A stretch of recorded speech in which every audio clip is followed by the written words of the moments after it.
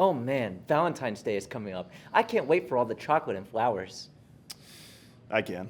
I'm still full from all that buffalo chicken dip. Man, was it good. Now imagine chocolate dipped in buffalo chicken dip. No, I don't think I would. Oh, okay, well, what about... The real deal, everybody.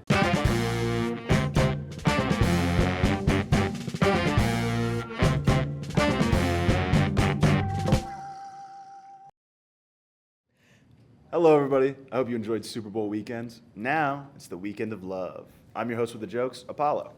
And I'm Julie. Boy, I can't wait for this episode, Apollo. I have a great idea I just have to tell you about. Well, I'm sure we'll have time for that later. But right now, we should talk about the segments. Oh yeah. Anyways, first up, we have an Iron Lung review from Liam. After that, we have an inside look at how to get the most out of dating apps. And our last segment is a tale to tell from me to Apollo. Wait, it's only 3 segments. We need another one.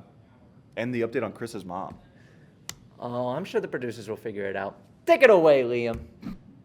It's pretty good, you guys. It's pretty good. Real dealers, I can't believe I'm saying this, but Markiplier managed to make a 2-hour movie set entirely in one room work. He did it. I'm ecstatic to say that the Iron Lung film adaptation, directed by YouTube star Mark Fishbach and based off the indie game of the same name by David Szymanski, is a shockingly faithful, slow-burn cosmic horror masterpiece. Any fan of Mark's would know that he's a pretty good actor, as he's shown before in A Heist With and In Space with Markiplier. He's not only made his mark as an upcoming filmmaker, but he's already broken the video game adaptation curse. Who knew a Let's Player would understand video games deeper than Hollywood? And really, it's easy. Instead of limiting himself to recreating the plot of the game with real people or making something in the same setting but wildly different, he's found a way to translate the identity of Iron Lung on every level from a game to a movie. He understands the core of what made the original Iron Lung so scary in the first place. Everything sucks. As a huge fan of David Szymanski's entire gameography, I couldn't be happier with how much of his style shone through in the rust and grime, the dark, clumpy blood, and the Lovecraftian entities. Make no mistake, if you're looking for something new and unique, this is it. Just like the game, it's minimalist and experimental. It's a lot like Saw, but this time it really does take place entirely in one room. Mark and his team even built an entire royal wedding-style rotating set to pull off some of the interesting shots, which there are so many of. I don't know how he did it, but this movie manages to be consistently visually interesting all the way until the end. The camera work and the sound design alone built so much tension, and it had me gripping my armrests and leaning forwards in my seat. Also because the audio mixing wasn't great, and I found myself literally inching closer to the speakers at the front of the screen to pick out what some of the characters were saying. This movie's not perfect. Some shots linger for maybe 2.5 seconds too long, and the little comedic moments might not appeal to everyone, but is every movie a perfect 10 out of 10? For Markiplier fans, he does take his shirt off halfway through the movie. I cannot understate how crazy it is to say that Markiplier managed to beat out Sam Raimi at the box office on their opening night. As a recording, Iron Lung has managed to gross $20 million. It paints a great future for indie filmmaking, and more specifically, YouTube filmmaking. Chris Stuckman's Shelby Oaks manages to find some success last year, and the trailer for Neon's Exit 8 adaptation premieres today. It seems like theaters are starting to realize the potential that little guys like YouTubers and indie devs have, and I'm hoping Kane Parsons' Backrooms movie keeps this trend going.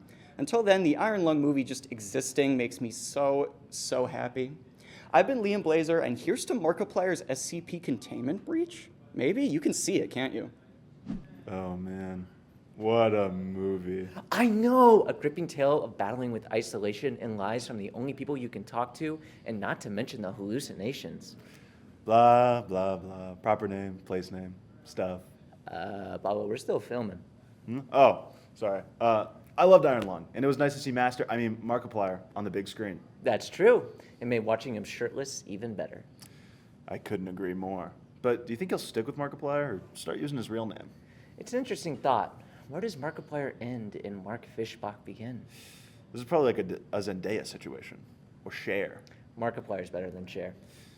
Well, you know what's not better than Cher? What?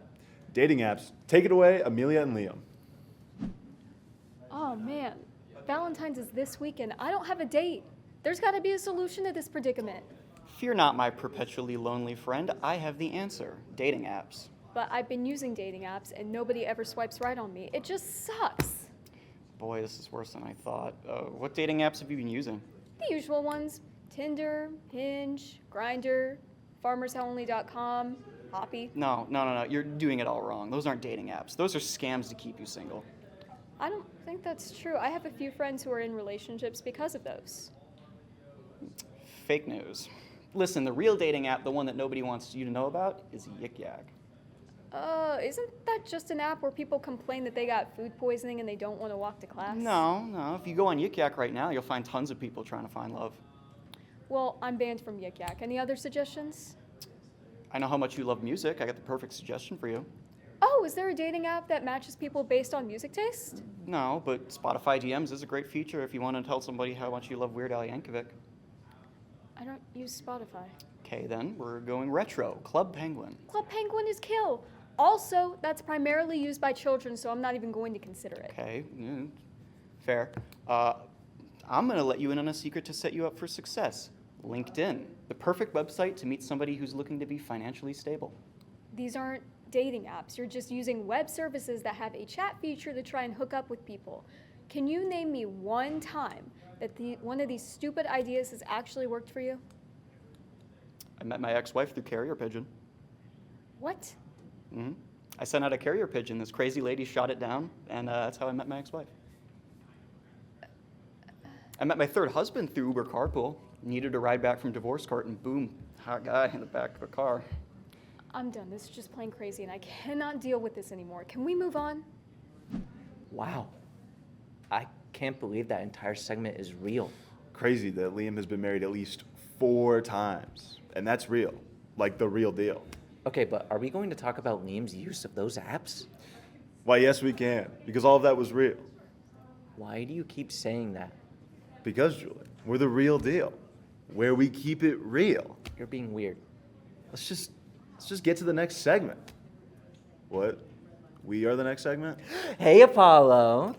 Yes, Julie? It's the season of love, Apollo. Love, I tell you. And I have the absolute perfect date for all you real lovers out there.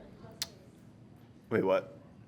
This isn't very media-oriented. Listen, we lost the plot ages ago, Apollo. From this point forward, you may call me the lover. I'm not doing that. Also, you guys seriously not going to stop her? So, first things first, the outfit. This is arguably the most important part of the date. Your outfit tells your date everything about yourself. So you should both dress nicely to show that you care and dress in a way to show off your personality. You know, that's not bad advice. Exactly. That's why I recommend an I Pause My Game to Be Here shirt, bonus point if you have barbecue stains on it, and a basketball shorts. Wait, what? Next is the dinner. Now, one could argue that this is the most important part of the day, but don't worry, I'm here to help. So, picture this. First, you go to Long John Servers, right, and you get the crab cakes. They're the perfect snack to share with the one you love. Next, go to Arby's and get the Meat Mountain. What's more romantic than a mountain? A mountain of meat. Finally, perhaps the most romantic of all, go to Taco Bell and Lady and the Tramp a cheesy roll-up. Julie, The lover. listen. And finally, we have the movie. This is perhaps... The most important part of the date? Don't interrupt me. This is perhaps the most important part of the date. You want to watch a movie that's beautiful, memorable, and will be the perfect bow on top of this perfect night. Julie, before you say anything, I want you to truly ask yourself if the movie you're going to suggest is going to achieve that. Yeah, I think so. Okay, name the movie. Money Plane. It's rumble time for you and your date. Yeah, we're done with this. Julie, you've gone too far. We are one segment away from reviewing news about snakes. Listen, snake news sounds epic. I think that if you took me out on that date, I'd go home, I'd cry, and then I'd play Deadlock. Surprise! There is a 4th segment. Here's my smooth transition. Oh, hey there. Crazy seeing you all here. It's been a while since we've talked like this, one-on-one style. I wanted to talk to you about Deadlock, a new game from Valve that is honestly really addicting. Deadlock is a MOBA third-person shooter, but what does that mean? Well, let's consult the minimap. As you can see here, there are 3 lanes which are color-coded. Each lane in a normal game will be a 2v2 style, to start out with. And every 30 seconds, each lane will get a wave of minions, these tiny little guys that are solely focused on the objective. The first objective in each lane is known as the Guardian, a statue that will shoot at you if you get too close without any minions. Now, losing this objective isn't that bad because behind it is another objective, the Walker. The Walker is a giant three-legged behemoth that shoots fire and steps on you if you get too close. Past those is the entrance to the enemy base. Defeating the 2 shrines in the enemy base will open up the enemy patron, a 2-phase objective that, when killed, will end the game. Other objectives on the map include camps, sinners, machines, and mid-boss. All these objectives will give you either small buffs or souls, the currency that allows you to purchase upgrades from the shop. The shop allows you to buy tons of upgrades for your weapon, vitality, and spirit, all of which will enhance your ability to kill the enemies. Why am I addicted to this game, though? I mean, look at all these characters. Can you even pick a favorite? Can you? I can. This is Rem, a newly added character who is support-based and all about nap time. My other favorite character is Apollo. And yes, it is because we share a name. But look at him. What a handsome and proper young fellow. By the time this episode releases, all of the characters will have been released or close to being released, depending on the hour of the day. The other reason I'm addicted to this game, they added a new 4v4 mode where everything takes place in one lane over the course of like 3 to 5 minutes. Now, the official name for this mode is Street Brawl, but I think a better name for it would be Rage Bait Simulator, because playing this mode will sometimes push you over the edge and get you really mad. Not speaking from experience, I don't get angry at video games. You know what? Let's just get back to the main show. Wow, that was a lot. I don't get how you went out of breath. Passion doesn't care about your lung capacity. What does that even mean? I'm not entirely sure, but let's wrap up this episode. I have some flowers to go by. Ooh, does somebody have a Valentine's? Nope, they're for Chris's mom. She's now a travel nurse, and I wanted to thank her for giving me a Band-Aid for my boo-boo. Oh, well, how kind of you.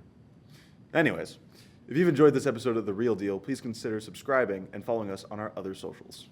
I'm Julie Heinrich, and this is my co-host, Apollo Collins. Bye-bye, everybody.